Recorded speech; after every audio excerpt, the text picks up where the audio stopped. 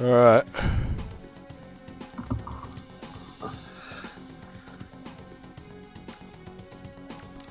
And we're back. Excuse me. So, while you were gone, or we were gone on break, I looked it up. It aired on CBS from July 9th, 2017 to September 2nd, 2017. It was hosted by the guy from Saved by the Bell, Mario Lopez. Oh. It was an hour-long game show where people played a giant Candy Crush game. It says blah, blah, blah. Let's see. Reception.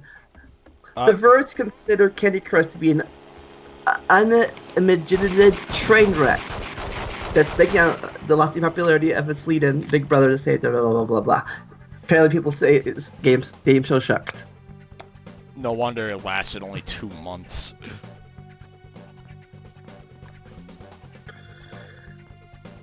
Let's see.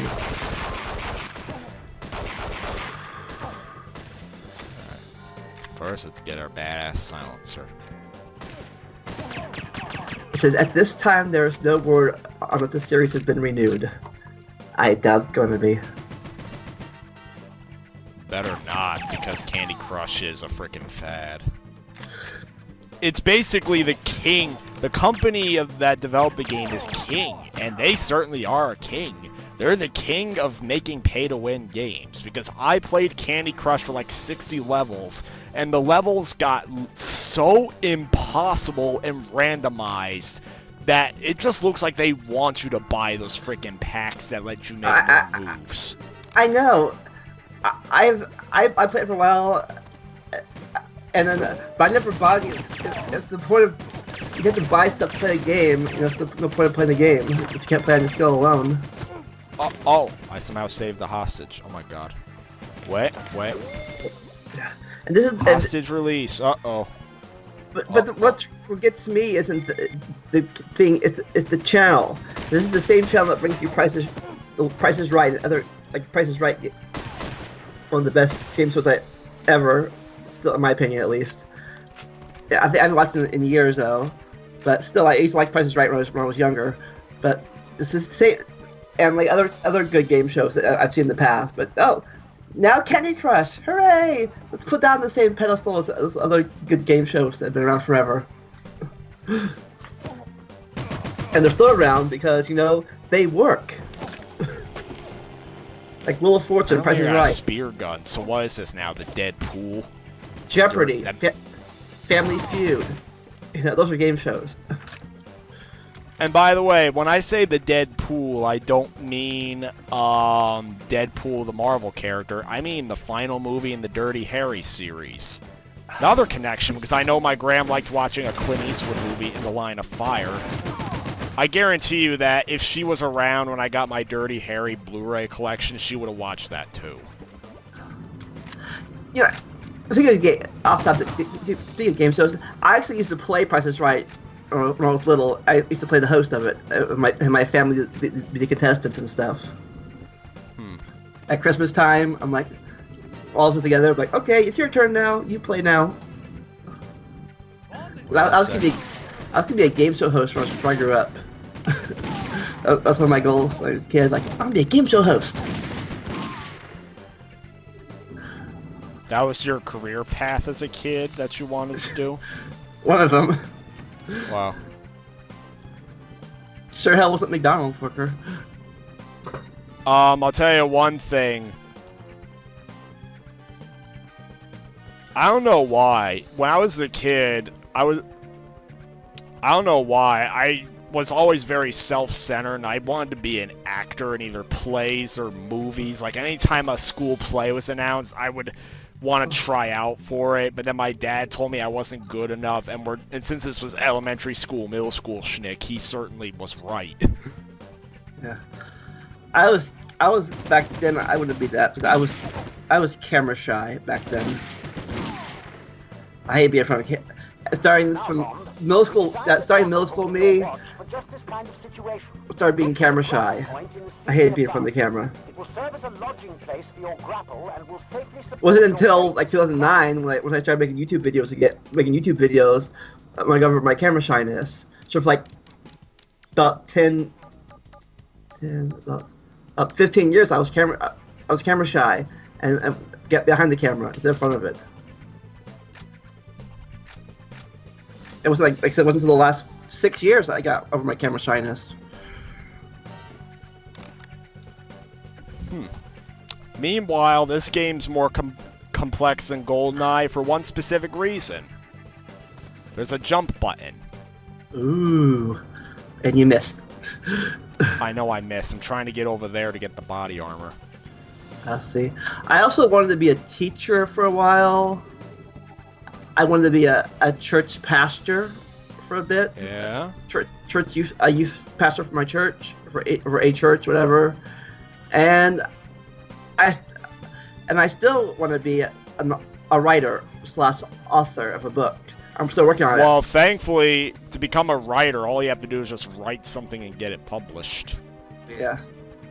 I mean, granted, there's a whole sea of books that get published regularly, so you may not necessarily get famous or anything, but as long as you get something out there, then you can at least say you did that. I could probably do that already, but I'm very self-confident, and like I'm like, this just sucks. Like, well, that's the same reaction I would have, but once I'm finished with school, I might actually consider writing something if I have nothing better to do. Because my big thing is that I don't know what kind of career path I would ultimately go down, but my big dream is to get a story told for at least a couple of people to enjoy. I even bought a software to help me write better. Spent $100 on it, and I don't know how to use it. It was Dramatica Pro and Story. I have two of them, Dramatica Pro and Storyweaver. Help me do my writing. I got it. I bought it. I'm like, okay, how do I use this? So my computer right now, I have a basic outline of a story, but basically right now it's plot A to plot Z and nothing in between. Like or maybe I have an M in there too somewhere, but it's like I got plot point, plot point, plot point, plot point, but then I gotta fill in the details somehow. Otherwise, it'd be like a 2-page story. Good for a short story, but not good for either a book or book series, which I'm hoping to do. The woman you're chasing is in this station. Actually, on the topic of books, one of the big I actually looked and I saw that authors that have won the Nobel Prize, I'll handle this. not a lot of them I know. As in, I don't know what they've done and who they are, what works they've done. Which made me all the more curious to find out that a big conference I helped a professor with at my school was for an author that not only was one of these Nobel Prize winners, but this professor knew this author pretty well.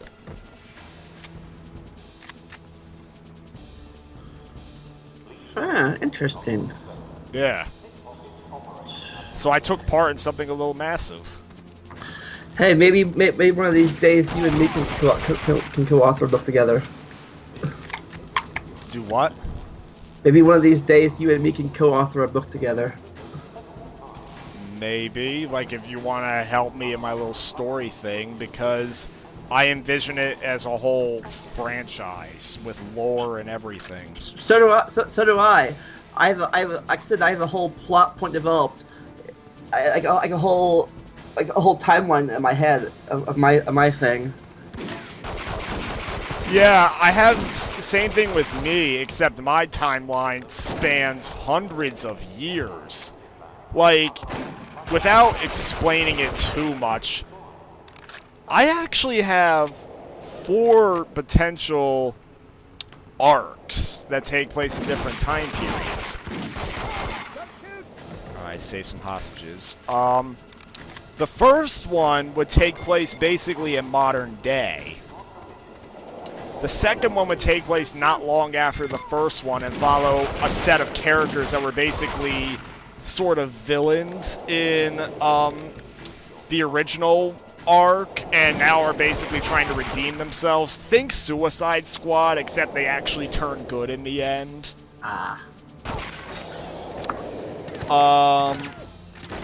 Then the third arc would be set like far in the future with like a new generation of characters. And then a fourth series would actually be a prequel series taking place about 200 years before the events of the first series, and basically telling the history leading all the way up to the first series. Cool. My series so far is it's a fictional account based on my life, kind of. Well, my series actually does have a lot of characters named after people I know. Yeah, of course, I changed the names of mine too. Of course, mine's a little bit more exciting than my real life, but some of the events are parallel to it, except for the other certain things, but a little bit more exciting. And of course, I changed the names of some of the people the characters were based on, because of reasons. Door is locked. What the hell? Oh, I get it. Like my character in the book is adopted by a family, like I was. I don't know why. I feel like using the freaking Magnum. It gives me a Dirty Harry vibe. And another jump. I said, yeah, I have this whole timeline out. I do have some past lore to the thing too, like families, for like a family feud and stuff for generations. Oh my god, your series sounds very similar to mine, I'm gonna be honest. And we didn't even need the freaking laser, oh my god, and up there's the balloon. And they say, good minds think alike.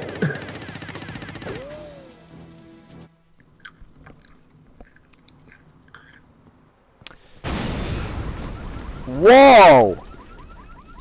I guess I missed something. Damn it. Basically, Wait.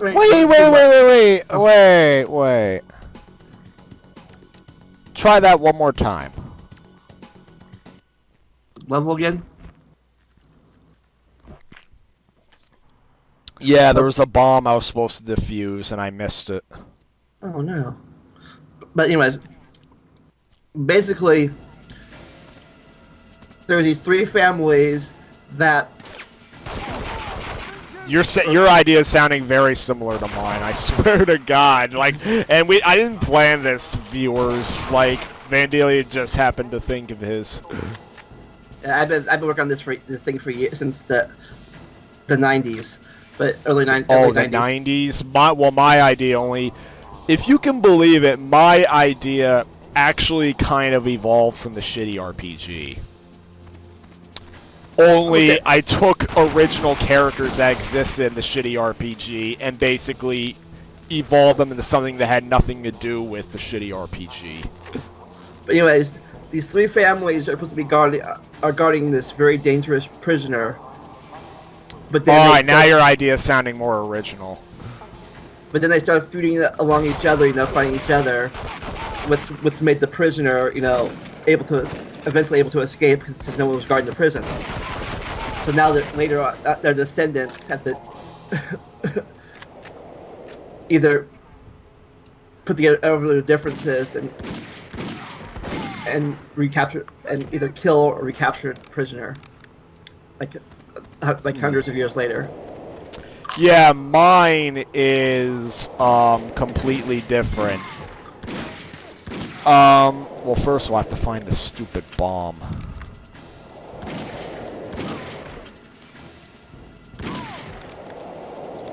Look it up for you. If you'd like, but don't read it out loud. Wait for it. What's this called again? World's Not Enough, Nintendo 64. Whoa. Holy shit, Bond's gonna die instantly. Whoa. Okay. Alright, there's nothing here.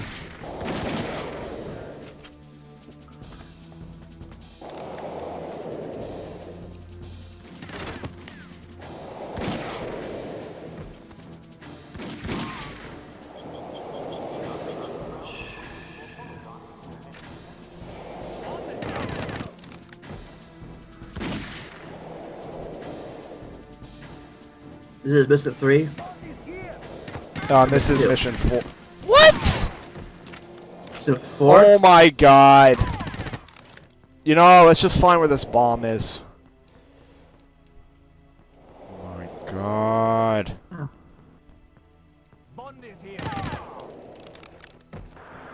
Rescue hostages, defeat the terrorist bomb, pursue the eliminate the female assassin, avoid slowing the castle release. What?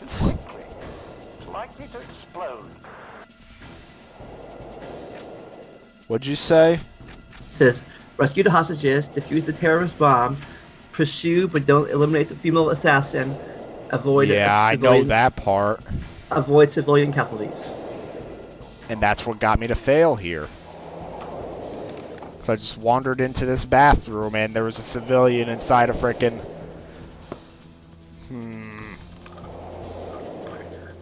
Well, you said this is for a real game. Yeah, it's anyway. my fault. It's not frickin' Die Hard Vendetta where it's not your fault. But you can always skip to the next level after all this is a real Let's Play. Yeah, this isn't a real Let's Play. But,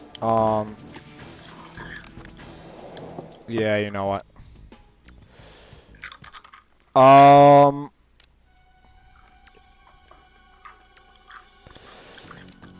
So yeah, my idea, like you mentioned 3 families that started feuding. That's what the 4th arc that told the prequel series, basically that would follow, like basically throughout the first 3 arcs, basically the whole theme of the whole series, that's like all supernatural, like it's all like the supernatural, like monsters, demons, like they basically are unleashed onto an otherwise normal human world, and like eventually it's found that 3 families may have had something to do with it, and then the 4th arc, it's revealed that essentially it's a Bloodborne style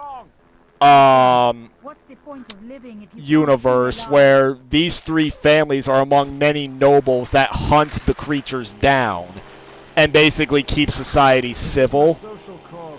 Wait, real fast. Oh my god, skiing again? Another skiing level in James Bond. Yes. Oh my god. Except here it's on rails. Kind of. Right, so go on. So, essentially, each of the 3 families has an heir. The heir of one of the families ends up losing a loved one to one of the creatures, and like one of their leading factions, like.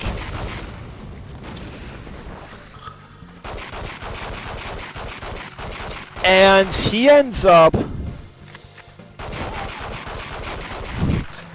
The one thing that the families don't realize, or at least not at first, is that all the creatures and whatnot, like all the, like basically think like horror movie monsters, demons from hell and all that. Well, mostly not the demons or anything like that, but like supernatural.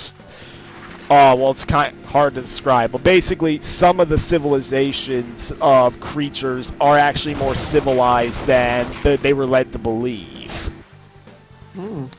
And they think the humans are basically the evil trying to exterminate them. Not according to the one guy who has a vendetta against them, and he eventually I haven't. Okay, I was supposed to destroy something because, you know what, I'm just gonna explain the rest of it and I'll try again. So, he finds a way to essentially exterminate all non-human, like all supernatural life. And he ends up devising a whole army to do it, and they nearly all get exterminated Order 66 style. Da, da, da. In fact, I even have it in to where his daughter's lover ends up becoming one of the creatures, and he is murdered by the guy, and when the daughter tries to defend him, he kills the daughter, saying, "You're not my daughter." If you're not with me, you're against me. Then it concludes with that particular extermination ends with an Anakin / Obi-Wan fight where the exterminator guy fights the other heir to one of the families, where with one of the other families just kind of deciding to sit it out, believing that it's best not to interfere, and thinking maybe it's for the best that human life be the only one intelligent life to exist. But the two heirs that are at each other, who were originally best friends, fight each other, and unlike Star Wars, the exterminator comes out on top. And he continues, and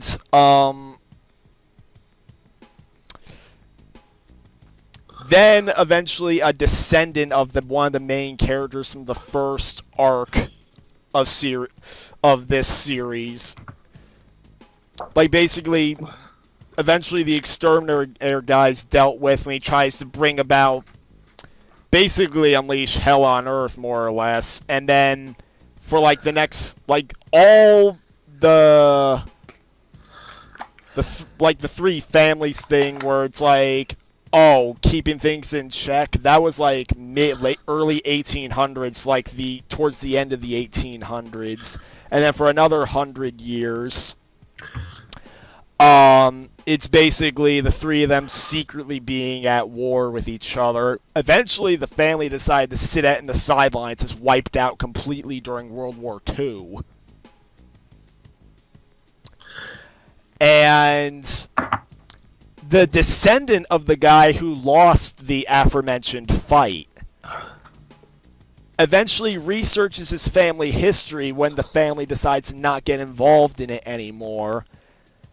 And he sees how screwed up society is. Like, you know how there's a lot of corrupt politics nowadays? Yeah. Basically, he basically thinks that mankind destroyed all supernatural beings and whatnot, basically out of selfish greed and whatnot, and is proceeding to destroy the Earth more than leaving everything intact would have been. Right. Like, it's all super complicated, and it's probably too much to describe here, but what do you think of the stuff I described? I like it. I love to read a short story version of it over the internet someday, or on an ebook or something, or if you Skype me it. I'll tell you my plot points when we get for episode 3 and when we return, because it's like been 24 minutes now. Yeah. See you in the next video.